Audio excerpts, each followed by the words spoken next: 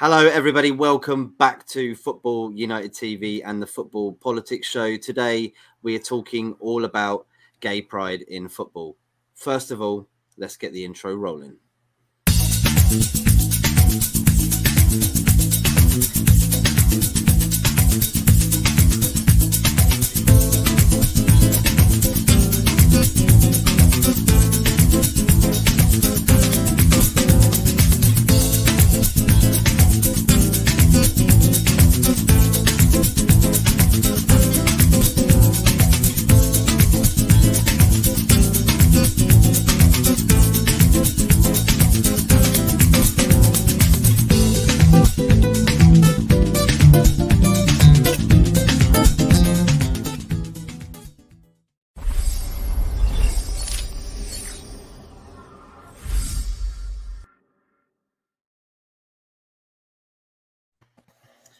Hello, everybody. Welcome back. Welcome back to the Football Politics Show. We are joined today by a very special guest, DC United fan. Jim, how are you doing? I'm doing great, guys. How are you doing? Thanks for having me. Yeah, not doing too badly. Thank you so much for joining us today. And of course, these two faces, the familiar guys that you know on this channel, Marley, Talk MU. Guys, all right? Yeah, good. Yeah, I'm very happy we're doing this show. I've been looking forward for a while. So yeah, I'm great. Mm-hmm. Yeah, well, you know, Jim, you sent me that video earlier, and it was amazing. It told us a lot. Would like to ask you though, where did you find your love for DC United and for football, and what is it you campaign, just so everybody can understand what it is you do? Sure. No, from a personal perspective, I think I fell in love with the game very early. I come from a very large family. Mom wanted us out of the house, so we had to find something to do. And my older sister is a goalkeeper and started the girls program at the local high school. When there was no girls program, she fought to start that and sort of instilled not only a sense of pride, kind of going after what you want and how you want the game to look for you, but also just in general, get out there and play and enjoy it. So I fell in love with it very early, and I think back in the Invincible days and everything with Arsenal and seeing Vieira and Keane battle it out between the 18s, beating each other up from end to end. It was a fascinating time to kind of really do it. And I spent over 20 years coaching in the youth ranks here, through the state program, through the school programs, and doing private camps. So I've had a long-lasting love for the game. As far as following DC United, been a season ticket holder since the beginning in '96. A little over 11 years ago, I partnered up with them to start the first Pride Night in MLS, because they had always been very accepting, receptive of what I wanted to do from a community perspective, bring the kids out to be the ball kids, to coming out to different community events in the LGBTQ community. Yeah. And so I had done camps for them prior to them doing their academy program and kind of standing that up. So long-standing relationship with them. They know me well enough, and the beautiful game, as I say, can be ugly sometimes, and I choose to battle against that where I can. Make a stand where I can, and provide a voice for others, if it's at all possible, and then hopefully inspire somebody else to take it even further and do more with it. There are other people that inspire me, from Rise to Football and Homophobia to the International Gay and Lesbian Football Association that I was on the board of and associated with for many years. They do a lot of good work around the globe, and I think we can each do our own little part in our own way. Yeah. And bring people in, whether it's part of the queer community and our initiatives, or whether it's just football in general, what we want to see from the red card to racism and other stuff. So I think the sport, because of the fan culture globally, lends itself to ways for us to be activists and proponents for our own, the way we want to see the world and the way we want to interact with the game, and how we want, the players and the teams and the clubs to represent us. And in turn, we have that opportunity to represent them both in a good light and a bad light. The opportunities are there. So we have to do what we can to shed a positive light on our sport and our clubs in particular that we support. Well, it looks like the whole community has taken on this, what you've done with DC United, and I have to applaud you for it as well. It's good to see. It's a shame I don't see too much of that where we live. I'm hoping that does change. I know the rainbow laces as well had a big effect. Yes. Marley or Talk, I mean, want to say anything on this at all? Yeah, I do. Well, just want to get it out of the way. I wasn't going to mention, but I should say I'm pretty sure Jim has a soft spot for Arsenal, which makes me like him a little more. But I do want to ask you something, man, because I feel like, when it comes to mainstream activism related to football primarily, I feel like sexual orientation activism, right? Like equality in that matter against homophobia. It's still a lot smaller and much more recent than the fight against racism or sexism. Very much so. And I do feel like it's a lot more, unfortunately, accepted, right? Like, you still, in Brazil, the amount of homophobic chants you hear, like, it's insane. It's insane. Yeah. It's like half of it. So I want to ask, like, why do you feel that is? And the fact that you mentioned that you've coached kids for a long time, I want to ask if you saw part of the structural problem there, like if you witnessed some of it, and like if from a young age you were able to help fix it. Yeah, I think I saw all of it. I saw the sexism firsthand. I coached both boys and girls soccer at the time. And of course, with a large family, seeing my sisters kind of go through it as well. I've seen the sexism, the racism firsthand. And homophobia, I think, at least early in my coaching career, I wasn't comfortable coming out to fellow coaches, to administrators. Wow. I did to a few people in the school and a few people in the programs that I worked for, just to be full disclosure with them, but not something I shared publicly. And I didn't see a lot of homophobia or transphobia or any of that within the sport while I was coaching as much as when I was playing.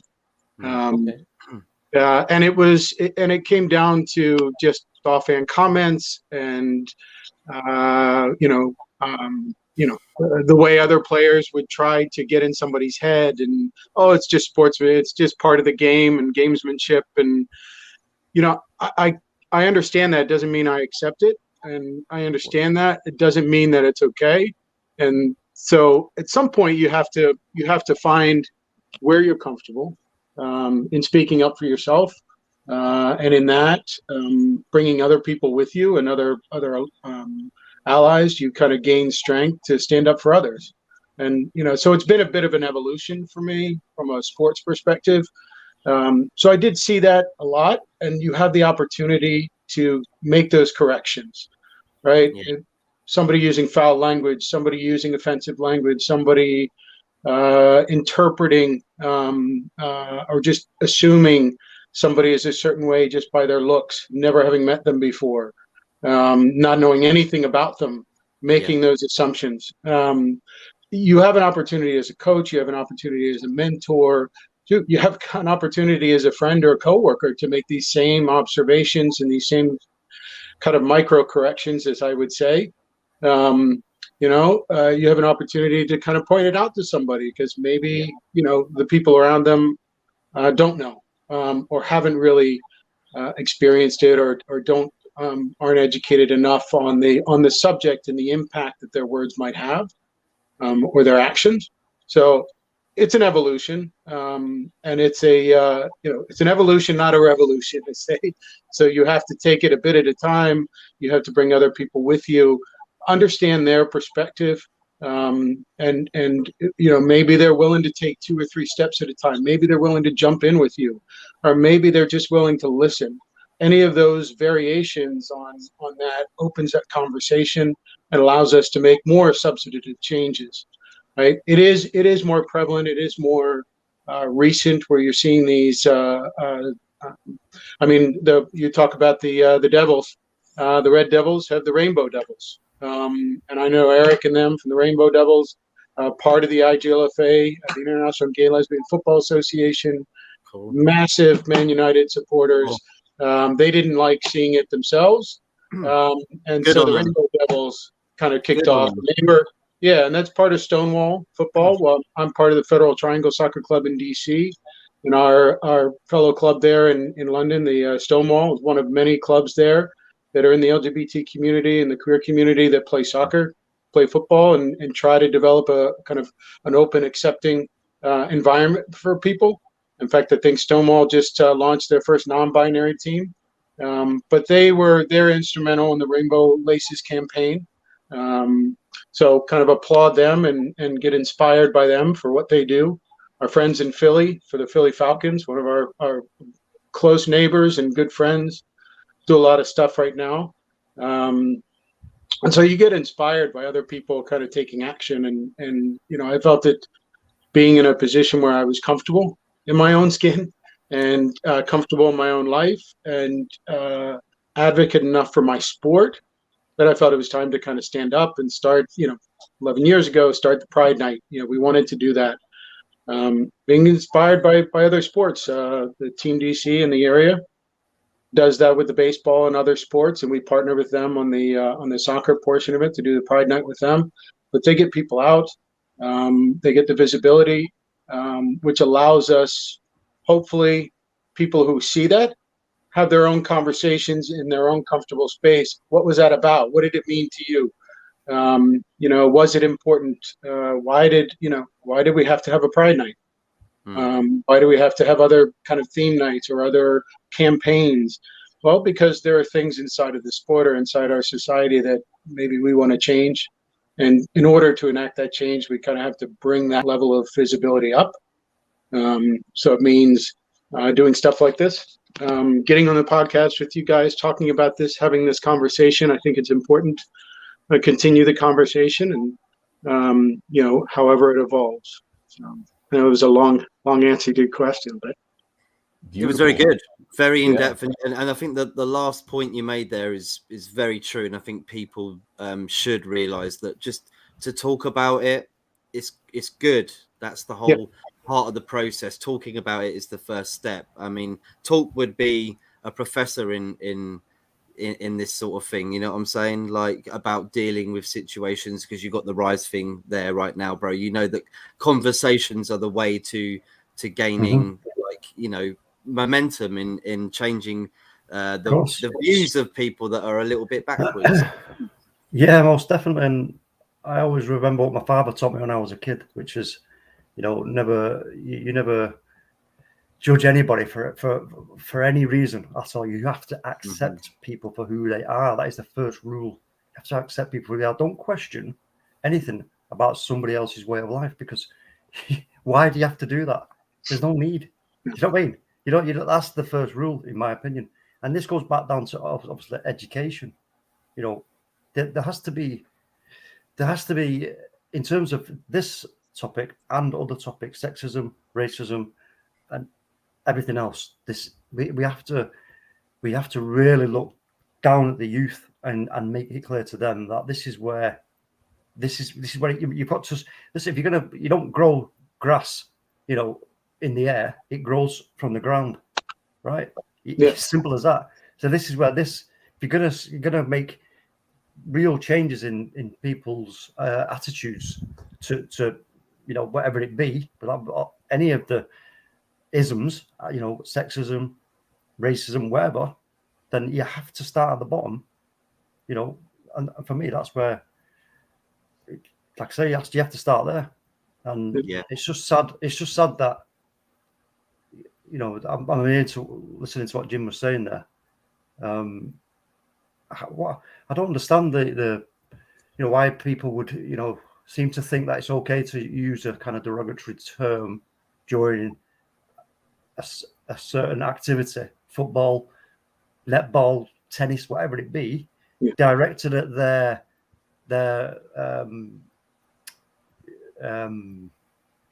just difference. It's always difference, isn't it? That's the thing. If something's different from you and people have to point it out, it's education as well. They're used to it around their environment, and they think it's okay to be like that because they think the majority of people think the same. But this is the point of the whole talking thing, right, Jim? Is because if you talk, then people will understand. Oh, okay, I didn't realize, like, you know, it was like that. And some people are like that. They need like people to like reinforce their thoughts upon them to say, look, I'm not cool for that. Like, I'm against what you're saying, blah, blah, blah. They need to sort of challenge people, right, well, Jim? I think it's not unique to our sport, right? Everybody, kind of society in general, you know, has difficulties with all of these issues. It just bleeds into our sport where we have potentially more visibility, more control, and it's where we choose to spend our time. So we want to make change in that arena, in that space.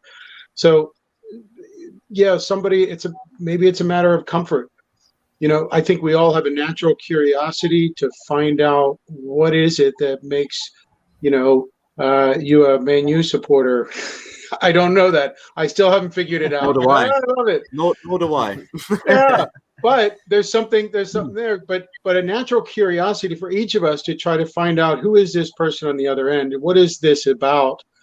You know, whether you're meeting somebody or passing them on the street, you're always looking at other people and other situations, trying to figure out, you know, well, what about a mother with a kid? And, you know, so there's a natural curiosity that we experience throughout our daily lives. Yeah. It's I think where somebody is uncomfortable or unfamiliar, and that makes them uncomfortable, where they don't want to ask questions, they don't want to make change, they're not sure, maybe they're embarrassed to ask, they don't know, maybe they're not exposed to it before, in a positive. So I think they're curious. I think people can really change if you provide that level of comfort, right, and that space for them to sort of ask questions and learn about it a little bit more, and just be open to it. And that doesn't come naturally to a lot of people. To kind of be open to something different and open to change. Yeah, we like our comfort zone. I mean, the thing for me is there's one thing that's just right in front of my eyes now is love. Love is love. You can't. It's no. You know. It's just that's it. You have to teach people about love. What is love? You know what I mean? There's no differentiate. There's no differentiating if you love somebody. I love a person. Does it really matter? You know what? That whole how should we say, that whole complicated issue that has been made complicated by other people's opinions that didn't need to be made complicated, needs to be just broken down, scrapped, and go, no, love is love. It doesn't matter. Why do you even need to complicate it by trying to disseminate and break it down? It's nonsense. Yeah. You know what I mean? And it's a beautiful thing. Sorry, Marley. I was going to say, unfortunately, religion might play a part in that with historical reasons. Of course. But Marley, and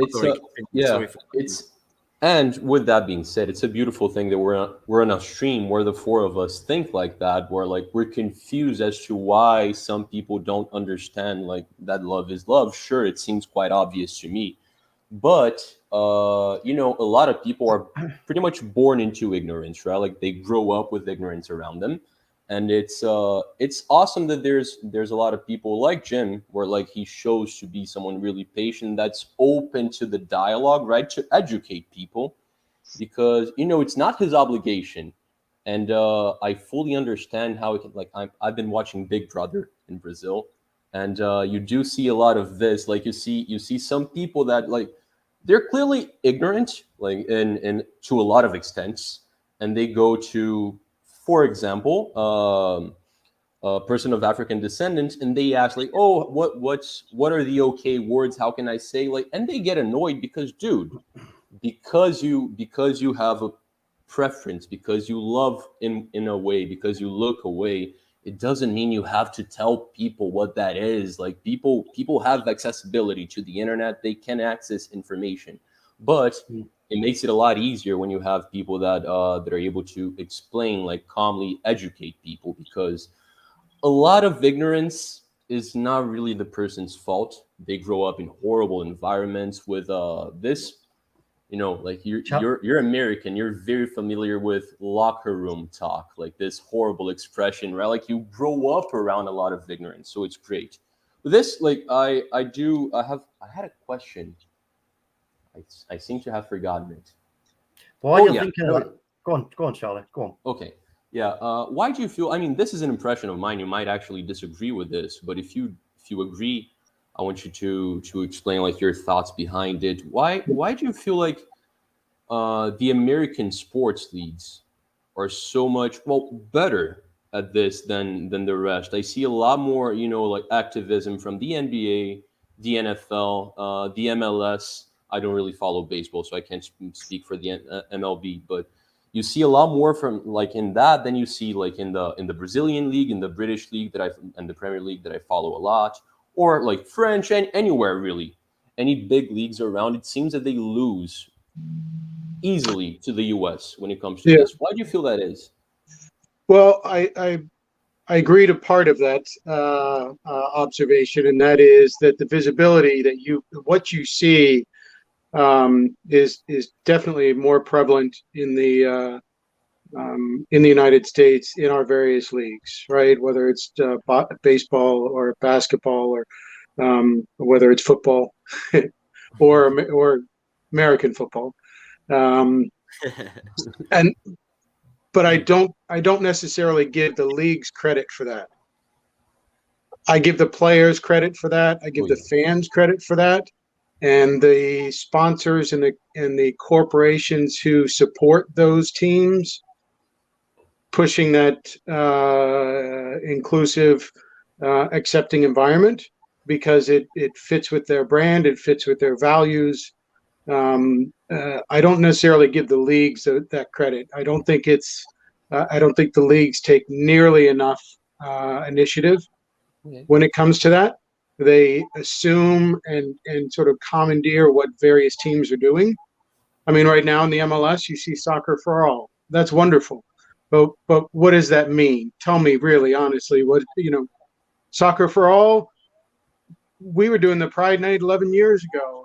They knew about it. There were one or two other teams that started to do it. LA Galaxy and stuff started to do it. Other teams have then popped up supporters groups, just for the queer community. Our Pride Republic out of the LAFC is a new club into town. It's part of their values. It's part of their mission. They've already established kind of a group to support. So I give the fans and the players more credit than and some of the teams like DC United and others who support the initiatives that we want to undertake. Right, DC United's been supportive from the beginning. They're not always sure how to support, and maybe, does it mean we put numbers on the back of rainbow numbers or the rainbow laces, or how do we do this? Are we showing up at Pride, right? Are we, they would come and we'd set up a booth to show the community what that professional soccer is in town. Come out to a game. Don't feel intimidated. Come out and be part of it. If you want someone to sit with me. So I give the players, when you see it in the NBA, you see whether it's from a racism perspective or sexism. You just now saw the NWSL, the Women's Soccer League in the U.S. Just today, they announced the new collective bargaining agreement for the first time. So the players are reporting to camp now preseason, but they actually have a contract, a collective bargaining agreement for the players. So you'll see that stuff driven mostly by players and fans in some of the clubs, not necessarily the leagues. I think the leagues are well behind, and they react to where the sponsorships take them. So I don't think they're nearly as value driven from a core value and belief perspective as I'd want them to be. I think the various clubs and organizations are, and that's why you see it. And the fact that so many of the sports are on TV and they do a good job of televising it globally, right? Mm-hmm. Trying to reach a global market to try to get their brand out there and get their organization out there. And so you'll see it because it's more visible to you. We don't necessarily get the second division or third tier or fourth tier. We don't get those games. We might find them if we can stream them online somewhere or snag a link from somebody, but it's not always televised or seen. And so those big things like the Rainbow Laces campaign or the EPL finally really coming full on with their Pride initiatives and stuff. You're starting to see that visibility now.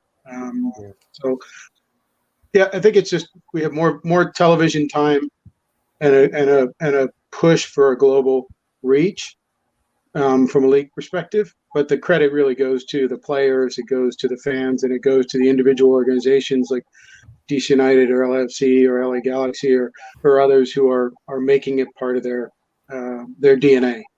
Yeah. Mm. All I want to say as well is, I think, printed or inanimate logos and things like that, that's great. But there's nothing more powerful than actual action, physical action. And that's why, for me, with the taking of the knee, for example, that it must remain, because a physical action is always going to be, get youngsters to ask a question more than just an image. You see an image, you see the image, you take it in the act. Yes, you've seen this image. You're not necessarily going to start questioning what it is. What is that? Yeah. What an actual action, because that's what we are as humans. Human actions, I think, definitely cause a much more inquisitive reaction from especially youngers. Because, like I say, for me, my son asks me, why are those footballers doing that? Why are they kneeling down? Great question. Now I'm going to tell you why and educate you why. That can be passed on.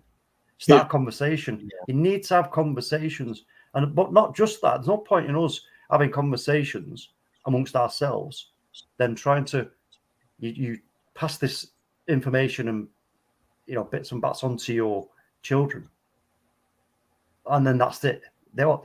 It goes into their ear, and then what? Where does it go then? You can't just let it ping pong around in their own mind, because they won't be able to make sense of it. You have to make them have conversations amongst themselves at their age group, so that they can understand it and break it down, make sense of it.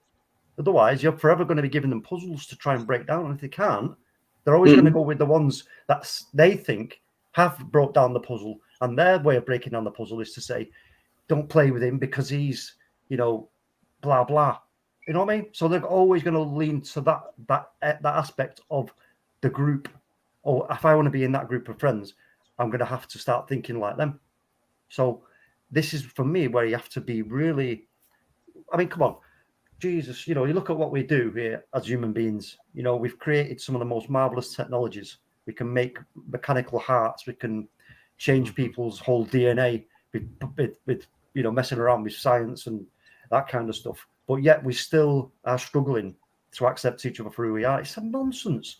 And and we're talking about wanting to, at some point, we are going to have to vacate this planet and go and live somewhere else. Because the sun, the sun is going to die, and blah blah blah. And until we get, no, honestly, here he goes. This is a serious point. How can we, as a human race, really expand our whole idea? Because that's what this is. What we're living here is an idea. This is our own idea. How can we expand that and take it forward in a really great and meaningful way if we cannot learn to accept each other? It's a nonsense. It is, but I think slowly but surely we'll get there, Jim. Right? I mean, we can see the light at the end of the tunnel with this problem because of maybe the technologies that we got, the fact that we can find out more information easy. I know probably back in the day, it was literally depending on where you were in the world, that's what people thought, and they didn't know anything or didn't want to know anything outside. I don't know that I see a light at the end of the tunnel, so much as I see maybe a light at the next milestone. You know, there's steps we can take. There are mile markers and places that we can get to as a society, as individuals, as groups, and I see that, and that inspires me, because people that came before us, you know, in particular me with the LGBTQ community, and you know, you look at Stonewall and the Stonewall riots over 51 years ago now. Somebody that groups of people were even before them willing to stand up and kind of fight to be seen and to be heard. And you know, I'm here, as I said in that video and stuff, I'm here because someone wanted to start the club that I played for. Someone else started the Federal Triangle Soccer Club, and that gave me a place to kind of come in, and that gave me a platform, feeling comfortable with myself, knowing that I had a platform to work from, provided kind of the base for me then too. So that was that next step, right? They started the club, and then so from that step, from that guiding light, you know, you take it another direction, you know, and now it's time to kind of turn it on to next generation. What do they want to do with it? They've started our own league. They've started multiple leagues. We're about to host the International Gay and Lesbian Football Championships in DC in June. You know, and we'll have teams from around the world coming in for a 7v7 championship, and then in February of next year, the 11-a-side in Sydney. That's awesome. You Nice. know, and awesome. but that's because someone Need else any more started the players? organization. What's that? Need any more players out there at all? Yeah, certainly. Yeah, certainly. I'm not going to offer my services. I would be a detriment to the whole spectacle. Unfortunately, I'm sure a we've got disappointment to recreational Brazilians. division.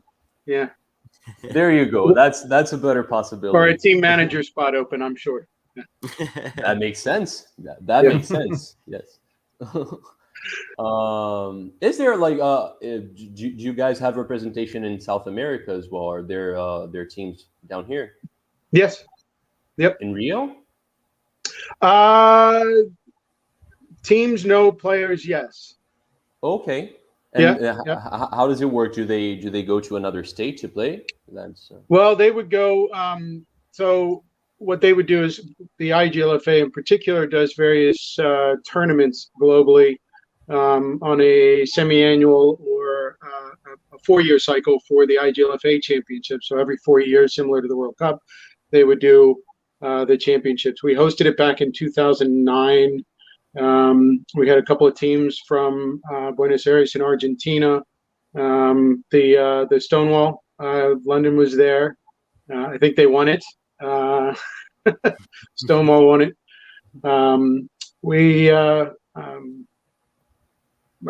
So they would go and they would register as individuals, and they would be joined up with a team.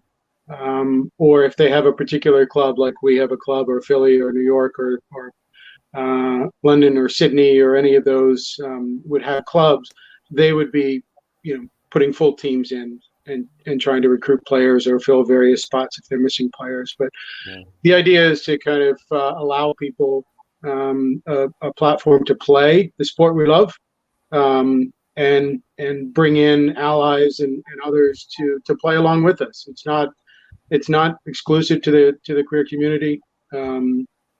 But it is hosted and driven by us to promote the sport, and to allow people kind of the opportunity to play this sport. Maybe they haven't played in years because they were pushed out of it for various reasons, or they felt uncomfortable in the environment. You talk about locker room talk and other stuff, right? But giving them that opportunity to get back into it and enjoy it and love the game again is kind of where that. I think where that platform does its best. Yeah. Agreed. That's awesome. You said one little word. I wanna ask you this because I think it's important to clarify. You spoke of the queer community, Yes. I feel like there's a lot of people out there that feel like the word queer is a word that's exclusively offensive, and obviously any word can be used in an Yeah. offensive way.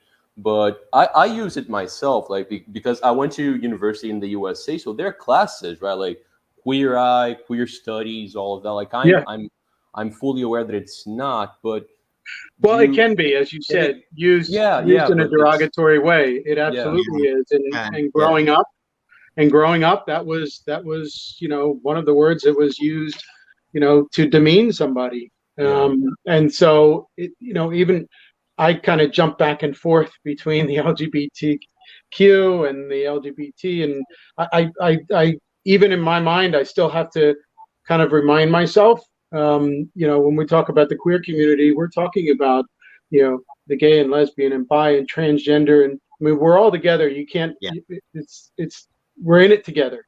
yeah, And so I think there's maybe an effort to sort of take that word back, yeah. and make it a more positive, inclusive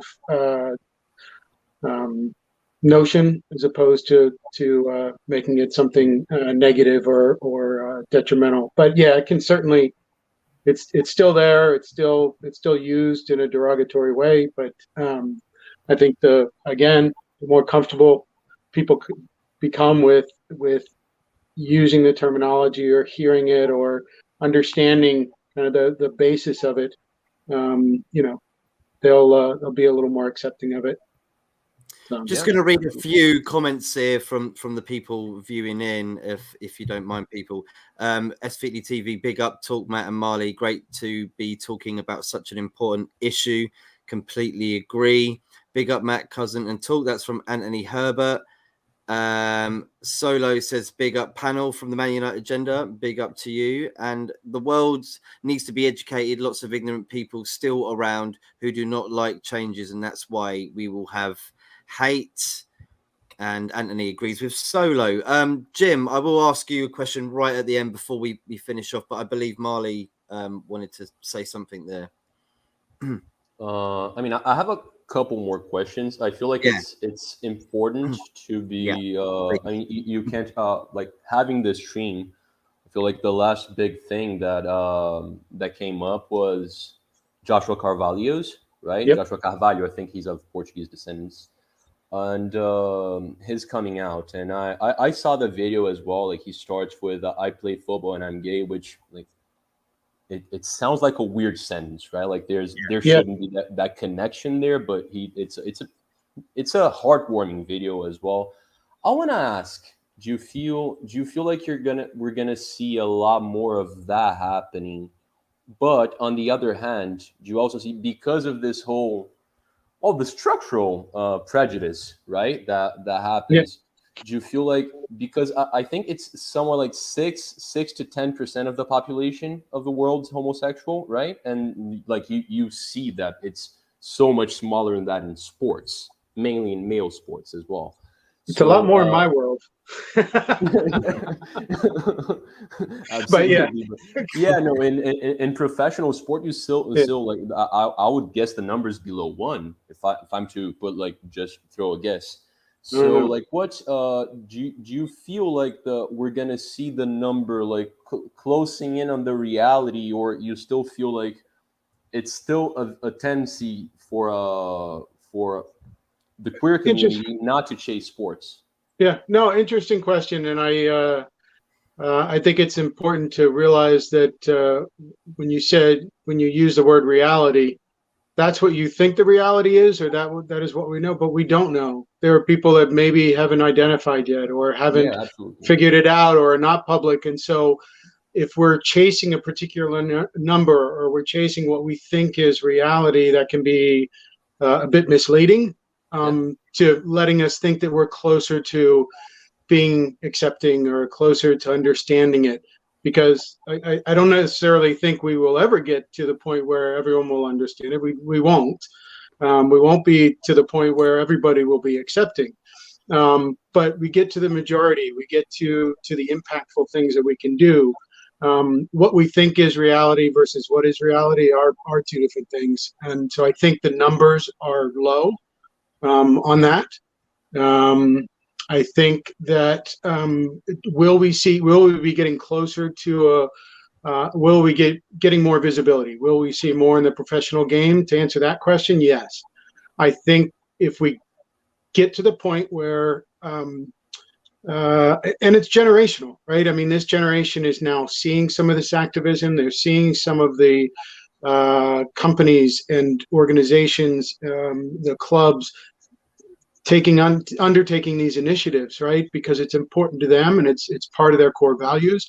If they want to continue to associate with the clubs, whether it's Man United or Arsenal or any others, they're going to have to accept some of those values. They're going to have to accept some of those stances, and that means, this is important to them. Understand why after a while. So I think we'll get closer to that. And when you talk about Josh in particular, I mean, I commend him. I wouldn't have had the bravery to do that myself. Like I said, it was a bit of an evolution for me, and it took me a while to get into a comfortable space. I'm still, to this day, professionally come out just about every day. Somebody doesn't realize I'm married or any of that, and it's like, my God, really, it's been forever. I can't believe I still have to come out to people.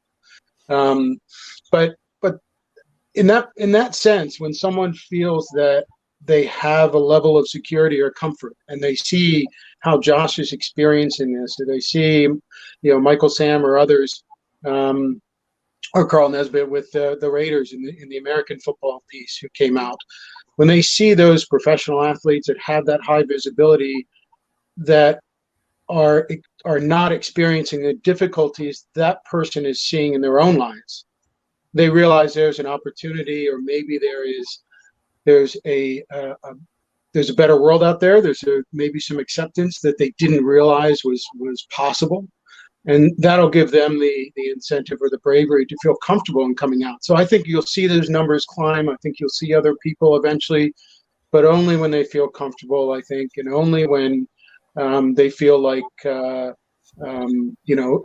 it's either they have the need to, or they feel comfortable enough and they feel like there's enough of a benefit to them coming out for themselves or for others. So we'll see it climb for sure.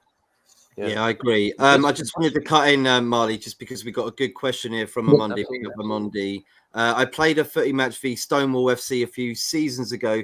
Speaking to their players post-match, they confirmed they always get a good reaction from opposition teams. Sport can help crush stereotypes. Who won the game, Amundi? Who won the game? To that point, and you're absolutely right. I think researches show that it's 6. I said 6 to 10 because I assumed the same thing. I assume it's a lot more than that. Just a lot of people still feel we got to realize that I can't, I'm going to pull a number out of my butt. I'm sorry. I have no idea, but I'm assuming half the population of the world live in countries that it's illegal. It's criminal still. So you can only assume that there's a lot of people that feel very afraid of coming out. But I want to ask you something about, I'm 28. Do you feel like there's any hope that I'm going to witness this culture of coming out becoming something silly? Because that's my honest view. I never had to go to my parents and say, I'm straight. Do you know what? Marley, do you know what? That's funny you should say that, because I've just been sat here now and I'm thinking to myself, wait a minute, well, why that whole sentence coming out? Because it suggests a place. It's a place. I'm coming out. It's like so. I don't know how to phrase it correctly, but for me, that shouldn't even be a thing. I think I will add to that question to you, Jim. Is how long do you think it's going to be before we can rid ourselves of that phrase and it moves on from that phrase of coming out? It's like coming out. I don't know. It just doesn't sound right to me that people would have to say that they're coming out. Ridiculous. It's ridiculous. Why should you have to care what somebody, their sexual preference or who they love? Why does it matter about? I don't go up to someone and go, well, I've got to figure out now what they like in life, with that. It's funny. It's so ridiculous, Maddie. Imagine yourself going to your friends, going to your family, and saying, "I like girls." Why'd you have to do that? That makes no sense. I don't know that we'll get to the end of that. I don't see that anytime soon. for cultural reasons, for geographic reasons, for yeah, it's I see it'll be less difficult, hopefully, for other generations, and it certainly was easier for me. I probably made it harder on myself than I should have, assuming that people wouldn't accept me or would understand. You know, if I was captaining the soccer, sorry, I said soccer.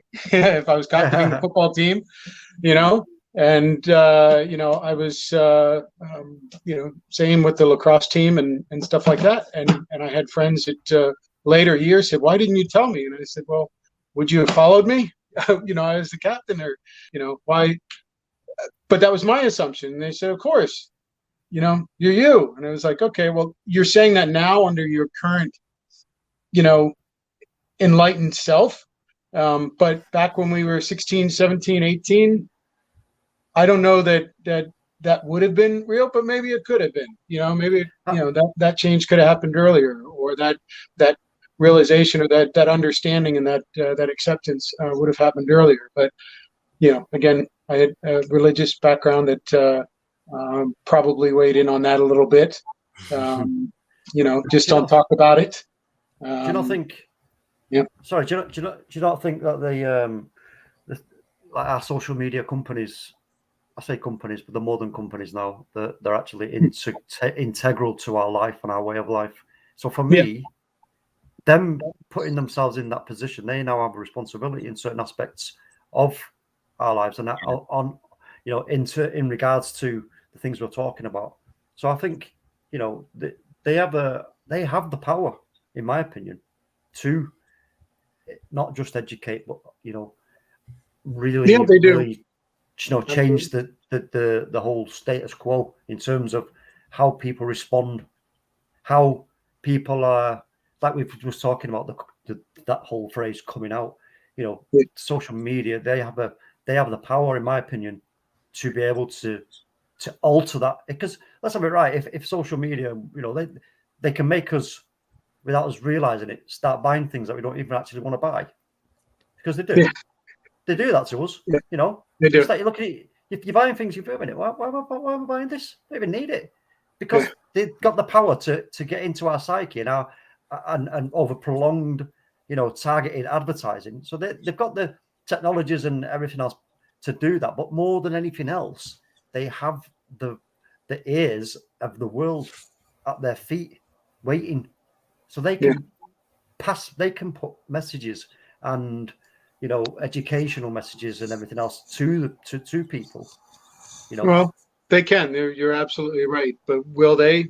It depends on how it fits in with their values, how it fits in with their business model, how it fits in with the revenues, the content, the people that use their platform and demanding change. You know, all of those things are, you know, are definitely factors in there. And yeah, it feels awkward coming out of my mouth. There's no saying coming out, but it's the reality. You know, I go to the doctor and, you know, I've got an appointment, and, you know, who's your emergency contact? Well, my husband.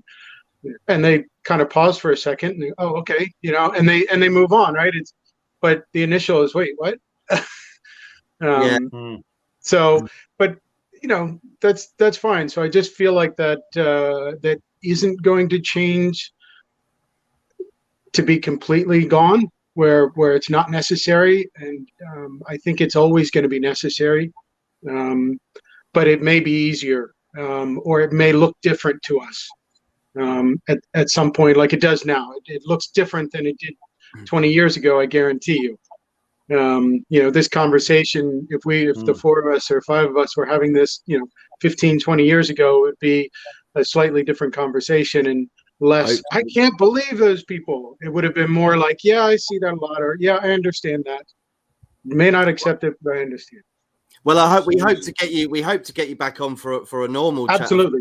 Well, like that would be great. Talk about DC United and everything you love, maybe about the Premier League. Our season's coming up end of this month. Kick off. Exactly. And we got the FITA show coming up next Thursday. Yeah, actually, Maddie, Stop talking. Like, I should be the one talking here because only my shows are of his interest. So yeah, be quiet for a second. We have Gunners from all corners every Friday. So if you like Arsenal, we have Arsenal fans all over the world.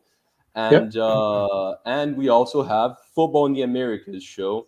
It's not going to be called Soccer in the Americas. I apologize for that. But still, like, we're going to be talking about the whole of the American continent, everything that happens. And next week, we're going to have our first show. It's going to be only about Brazilian football, but we're going to grow to the entire continent. So you're more than welcome to come whenever you want as well.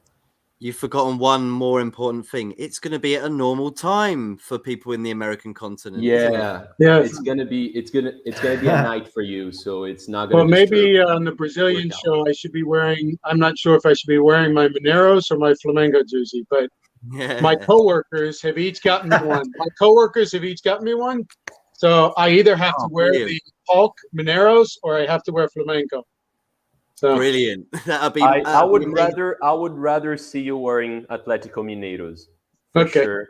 Well, that I have. I have a Hulk jersey from this year. Yeah. It just came back from Sao Paulo.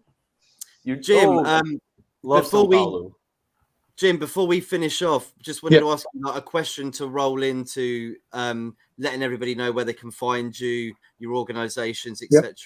Is if anybody's going through a tough time with this problem of people like judging them for whatever they want to believe, feel, think, what would you suggest, and where can they reach out? Where can they get some support for any issues? Well, the Trevor Project is a fantastic organization, and has great support lines for anybody who needs someone to talk to from all over the world. But the Trevor Project, I've worked with them and donated to them in the past. Locally in DC, if you're looking for a soccer club, it's federaltriangles.org. We can always connect you with community services that we work with, from the local DC Center to the mayor's LGBTQ office. Sport-wise, we've done work. DC United filmed the first You Can Play project video, so you can find them on youcanplay.org. Or It Gets Better. We also filmed a segment for It Gets Better years ago. But It Gets Better.org is a great organization, both of them.